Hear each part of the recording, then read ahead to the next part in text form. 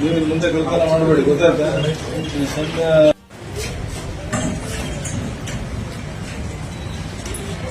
ಇಲ್ಲ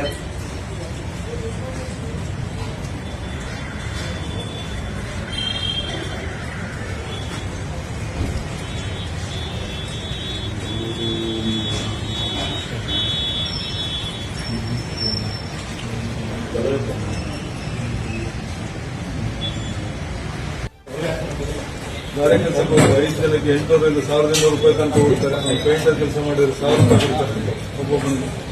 ಇವರೆಲ್ಲ ಕಸಬ್ನವರೆಲ್ಲ ಕೆಲಸ ಮಾಡ್ತಾರೆ. ಇದರಿಂದ ಒಳ್ಳೆ ಜೀವನ ಇಲ್ಲ.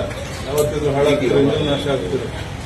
ಈ ತರ ಯಾರು ಮಾಡ್ತಾರೋ ಅವರೆಲ್ಲರಿಗೂ ಹೇಳಿ ಇದೆಲ್ಲ ಮಾಡಬಾರ್ದು, ಒಳ್ಳೆಯದಲ್ಲ ಅಂತ ಹೇಳಿ ನೀವು ಮಾಡಬೇಕು. ತಂದೆ ತಾಯಿ ಮರ್ಯಾದೆ ಬರ್ತದೆ ಇದರಿಂದ. ನಿಮ್ಮ ಕುಟುಂಬದವ್ರಿಗೆ ಬೇರೆ ಮರ್ಯಾದೆ ಬರ್ತದೇನಪ್ಪ.